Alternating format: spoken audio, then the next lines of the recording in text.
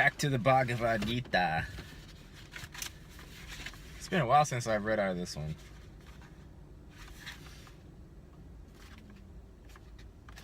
We're about halfway through. Now, there's quite a large afterword. Forward afterword? Why did Henry David Thoreau take the Bhagavad-Gita to Walden Pond? Maybe I'll read that too.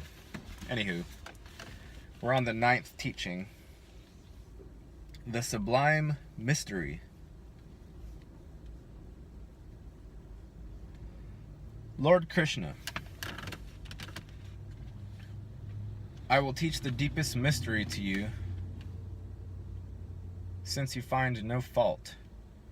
Realizing it with knowledge and judgment, you will be free from misfortune. This science and mystery of kings is the supreme purifier, intuitive, true to duty, joyous to perform, unchanging. Without faith in sacred duty, men fail to reach me, Arjuna. They return to the cycle of death and rebirth. The whole universe is pervaded by my unmanifest form. All creatures exist in me, but I do not exist in them. Behold the power of my discipline. These creatures are really not in me. My self quickens creatures, sustaining them without being in them. Just as the wide-moving wind is constantly present in space, so all creatures exist in me. Understand it to be so. As an eon ends, all creatures fold into my nature, Arjuna, and I create them again as a new eon begins. Gathering in my own nature, again and again I freely create this whole throng of creatures, helpless in the force of my nature. These actions do not bind me, since I remain detached in all my actions, Arjuna, as if I stood apart from them. Nature, with me as her inner eye, bears animate and inanimate beings, and by reason of this, Arjuna, the universe continues to turn.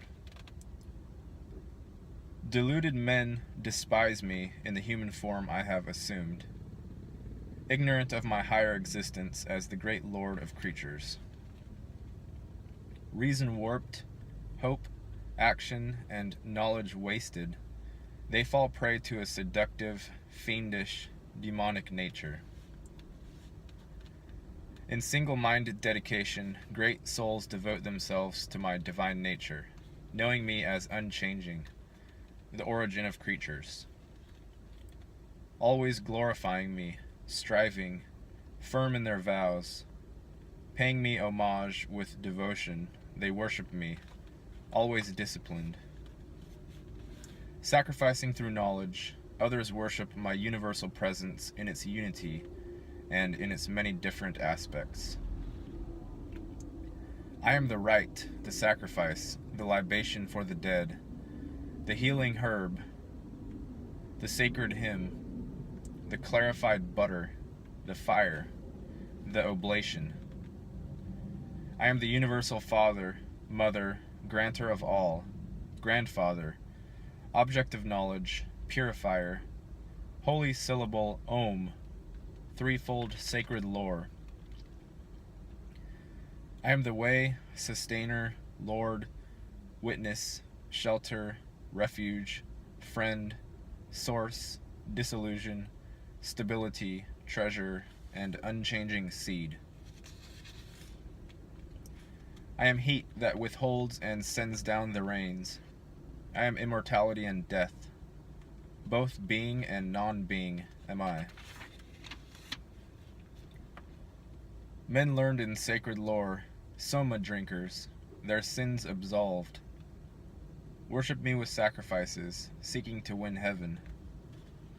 Reaching the holy world of Indra, king of the gods, they savor the heavenly delights of the gods in the celestial sphere.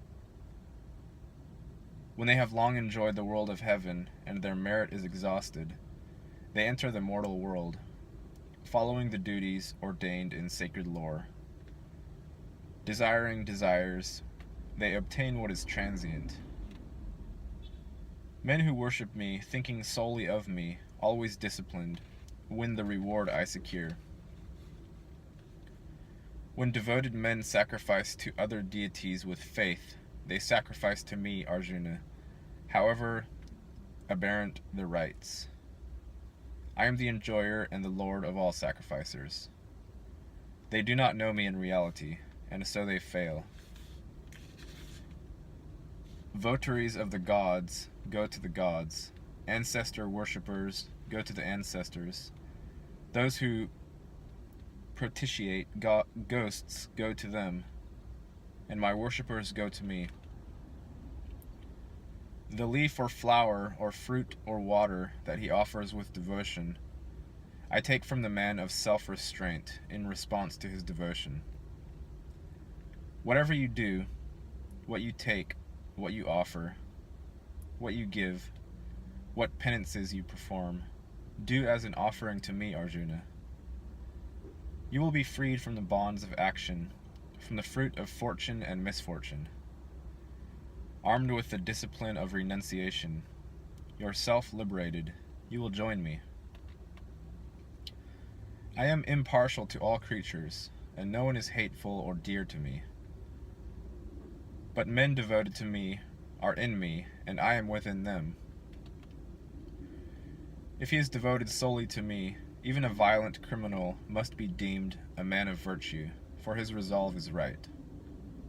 His spirit quickens to sacred duty, and he finds eternal peace. Arjuna, know that no one devoted to me is lost.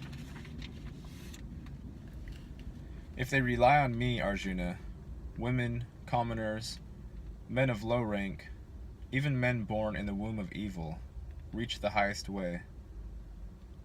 How easy it is, then, for holy priests and devoted royal sages. In this transient world of sorrow, devote yourself to me. Keep me in your mind and devotion, sacrifice to me, bow to me, discipline yourself toward me, and you will reach me.